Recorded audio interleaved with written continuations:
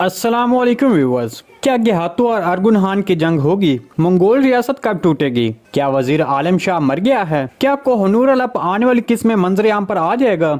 तो इन तमाम सवालात के जवाब आज की वीडियो में शामिल हैं, तो इसके लिए वीडियो को आखिर तक लाजमी देखिएगा। मगर इससे पहले आपसे गुजारिश है हमारे चैनल को सब्सक्राइब कर दें। तो जैसा कि हमने आपको अपने पिछले तजज़िये में कहा था कि कोहनूर अलप खवातीन को बचाने और सोगोत में उस्मान बे के लिए बिछाए गए जाल को तोड़ने में अहम किरदार अदा करेगा। तो इसके बाद अब आपको बताते चलें कि अब आने वाली नई किस्म कोहनूर अलप एक बार फिर खुफिया तौर पर उस्मान बे की मदद करता नजर आएगा। उस्मान बे जिसने वजीर आलम शाह को मारा, हमारे तजज़िये के मुताबिक उस्मान बे ने वजीर आलम शाह को जान से नहीं मारा है बल्कि सिर्फ जख्मी किया है। उस्मान बे की वजीर आलम शाह को छोड़ने की दो वजूहात हो सकती हैं। पहली तो यह है कि वजीर आलम शाह को जिंदा रहना चाहिए ताकि सुल्तान मसूद के आगे साबित किया जाए कि हर चीज का जिम्मेदार वजीर आलम शाह है। और दूसरी वजह यह है कि अगर उस्मान बे वजीर आलम शाह को मार डालता तो फिर वजीर आलम शाह शहीद कहलाता और एक हीरो बन जाता, क्योंकि अभी वजीर आलम शाह के जराइम साबित नहीं हुए हैं। इसके अलावा वजीर आलम शाह के जिंदा होने की एक और दलील भी मौजूद है कि कोहनूर अलप अभी तक खुफिया तौर पर काम कर रहा है, और अगर वजीर आलम शाह मर जाता तो कोहनूर अलप मंजर-ए-आम पर आ जाता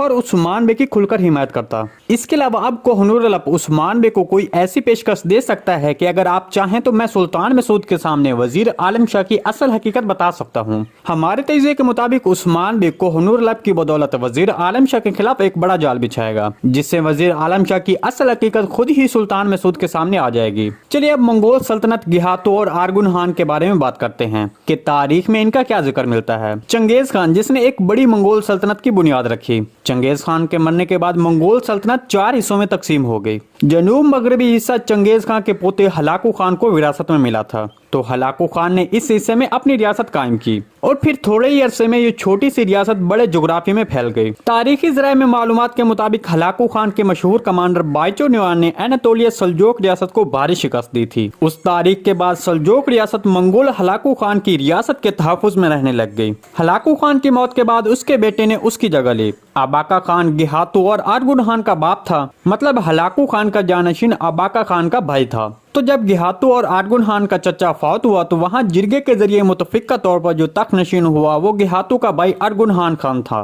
तो अरगुनहान ने अपने भाई गेहातो को एनातोलिया का गवर्नर मुकर्रर किया। इस अरसे में गेहातो ने एनातोलिया में बहुत कत्लेआम किया। गेहातो ने अपने खिलाफ बगावत करने वाले यौलक अरसलान को भी शहीद किया। गेहातो जिसकी मंगोल सल्तनत पर नजर थी, वो अरगुनहान की मौत के बाद मंगोल सल्तनत का नया खान मुंतखब किया गया। गेहातो खान के जेरे मंगोल सल्तनत मईशत के बहरान का शिकार हो गई, जिसकी वजह से मंगोल मुअज़्ज़िज़ीन ने गेहातो के खिलाफ बैदू खान की हिमायत की, जिस पर गेहातो को गिरफ्तार किया गया और 1295 में गेहातो को फांसी दी गई। मंगोल रियासत जो बगावतों और तख्त की जदोजहद में कमजोर हो गई थी, वो 1336 में मुकम्मल तौर पर बिखर गई। जी दोस्तों, आज की वीडियो बस यहीं तक थी। उम्मीद है आपको पसंद आई होगी। अगर हमारी वीडियो आप तक बर वक्त नहीं पहुंच रही तो बेल आइकॉन लाजमी प्रेस कर लें ताकि हर आने वाली नई वीडियो का नोटिफिकेशन आप तक बर वक्त पहुंचता रहे। वीडियो अच्छी लगी तो इसको लाइक शेयर कर दें। मिलते हैं किसी नई वीडियो के साथ, तब तक के लिए अल्लाह हाफिज।